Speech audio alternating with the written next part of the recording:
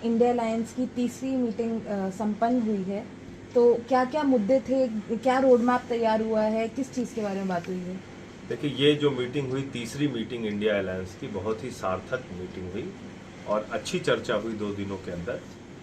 कई सारी कमेटियां बनी हैं, कोऑर्डिनेशन की कमेटी बनी, कैंपेन की कमेटी बनी, मीडिया की कमेटी बनी, सोशल मीडिया की कमेटी बनी और इससे अब काम में तेजी आएगी। आपस में एक अच्छा तालमेल बनाकर भारतीय जनता पार्टी के खिलाफ और नरेंद्र मोदी जी की सरकार के खिलाफ इनकी असलियत को देश के सामने रखने का मौका मिलेगा। इसके अलावा आने वाले 1 से 1.5 महीने के अंदर उम्मीद है कि सीट शेयरिंग का भी मामला तय हो जाएगा। कौन सी पार्टी कहां से चुनाव लड़ेगी, इसके बारे में भी चर्चा हुई। कितनी सीटों पे कौन सी पार्टी चुनाव लड़ेगी और ये जितना जल्दी तय हो जाएगा उतना अच्छा है, क्योंकि पता नहीं नरेंद्र मोदी जी ने जो विशेष सत्र बुलाया है, मुझे तो उनकी सीधी सीधी तौर पे घबराहट दिखती है, बेचैनी दिखती है भारतीय जनता पार्टी और नरेंद्र मोदी जी के अंदर कि वो इंडिया गठबंधन की जितनी मीटिंग हो रही है, जितनी बैठकें हो रही हैं, उसके बाद घबरा कर कोई ना कोई निर्णय लेते हैं। जैसे मुंबई की बैठक का उन्होंने सुना तो उसके पहले गैस के सिलेंडर का दाम 200 रुपये कम कर दिया। अब 3 राज्यों के चुनाव हैं, उसके अलावा भी तेलंगाना और मिजोरम के चुनाव हैं, राजस्थान, मध्य प्रदेश, छत्तीसगढ़ के चुनाव हैं। इन चुनावों के साथ लोकसभा के चुनाव करा सकते हैं, ऐसी हम लोग आशंका व्यक्त कर रहे हैं, क्योंकि घबराए हुए हैं मोदी जी और विशेष सत्र बुला रहे हैं। कोरोना की महामारी में विशेष सत्र नहीं बुलाया, नोटबंदी में त्राहिमाम हुआ देश के अंदर, उन्होंने विशेष सत्र नहीं बुलाया, मणिपुर हुआ, तमाम ऐसे राष्ट्रीय आपदा आई देश के अंदर, कभी उन्होंने नहीं बुलाया और आज वो विशेष सत्र बुला रहे हैं। ये कहीं ना कहीं उनकी घबराहट का नतीजा है, जो मुझे लगता है कि जब सदन का सत्र चलेगा तो पता चल पाएगा। कैंपेन कमेटी मेंबर हैं आप, आपने बताया, तो किस तरीके से आगे, जैसे आपने बोला कि सीट शेयरिंग पे भी अगले 1-1.5 महीने में बात होगी, तो किस तरीके से इसको आगे ले जाने के का रोड मैप तैयार किया है?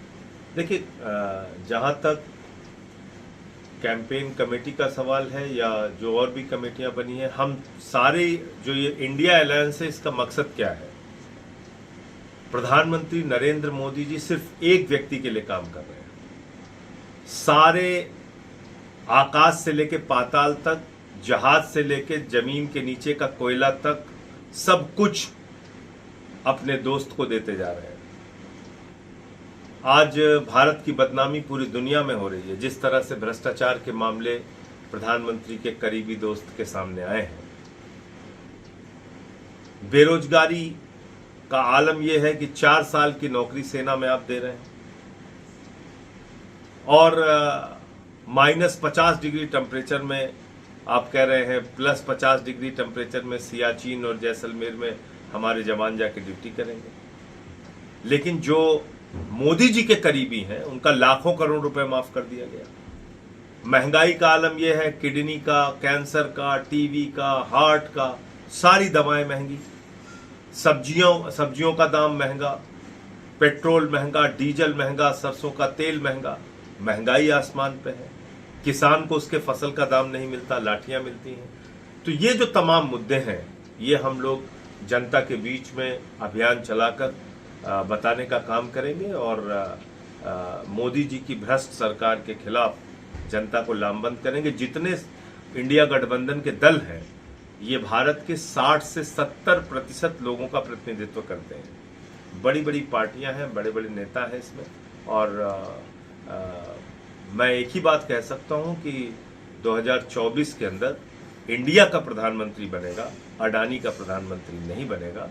इंडिया के प्रधानमंत्री को लोग जिताएंगे इस बार, अडानी के प्रधानमंत्री को हराएंगे। इंडिया अलायंस की तीसरी मीटिंग के बाद काफी बीजेपी नेताओं के भी बयान आए, जिसमें पीयूष गोयल जी ने कहा है कि इंडिया ब्लॉक मीटिंग पे कहा है कि ये इंडिया अलायंस अंडा अलायंस बन जाएगा।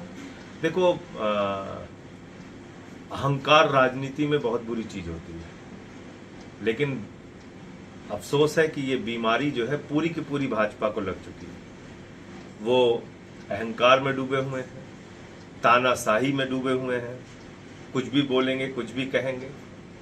लेकिन अगर उनके अंदर घबराहट नहीं है तो नरेंद्र मोदी जी जिन्होंने 9 साढ़े 9 साल तक एनडीए को याद नहीं किया, एनडीए क्या है भूल गए थे, इंडिया गठबंधन के जवाब में एनडीए की मीटिंग बुला रहे हैं, 38 दलों की मीटिंग बुला रहे हैं। उसमें दल कैसे हैं? हम, तुम, क्यों, कहां, कैसे, लेकिन, वेकिन, मेकिन, कामा, फुल स्टॉप, सबको बुला लिया। जिसके एक भी सांसद विधायक नहीं उनको भी बुला लिया। तो घबराहट है और बेचैनी है भारतीय जनता पार्टी के अंदर, और इसी के कारण मैं तो कह रहा हूं ये जो विशेष सत्र बुलाया है, लग रहा है कि लोकसभा और विधानसभा के चुनाव ये लोग साथ कराना चाहते हैं। एक सवाल और सर, रविशंकर प्रसाद जी का कहना है कि कोई विजन नहीं है इस अलायंस का, ना ही इनके पास कोई आइडिया डिविजन है डेवलप, जो गरीब है उनको ऊपर करने का, महिलाओं के लिए, किसान के लिए कोई विजन नहीं है, उनका कहना है। क्या विजन है भारतीय जनता पार्टी का? मोदी जी का क्या विजन है? आकाश से लेके पाताल तक एक दोस्त को दे देना, 13 लाख करोड़ रुपए का कर्जा अपने पूंजीपति मित्रों का माफ कर देना, क्या विजन है मोदी जी का? किसान को उनके फसल का दाम नहीं देना, उनको लाठियां देना, 1 साल तक वो सड़क पर बैठ के आंदोलन करेंगे, नौजवान बेरोजगारी के कारण आत्महत्या करेगा, महंगाई आसमान पे पहुंच जाएगी, 156 लाख करोड़ रुपए का कर्जा नरेंद्र मोदी जी ने लिया है। तो विजन क्या है मोदी जी का? चंद लोगों के लिए काम करते हैं और बाकी देश की जनता को लूटने का काम करते हैं। तो मैं समझता हूं कि अब इनकी लफाजियों से, इनकी बड़ी बड़ी बातों से लोग ऊब चुके हैं, इनके जुमलों से लोग ऊब चुके हैं और चुनाव में जवाब देंगे। आखिरी सवाल सर, अगली मीटिंग कब और कहाँ होगी? सुप्रिया सुले जी कह रही हैं दिल्ली में होगी, तो कब होगी, कहाँ होगी? नहीं, इंडिया गठबंधन के अंदर जो चर्चा हुई, अभी जो बातचीत हुई, उसमें अभी कोई अगली मीटिंग की तारीख तय नहीं हुई है, और मैं समझता हूं कि जैसे ही तय होगी तो आप लोगों को जानकारी दी जाएगी। Thank you.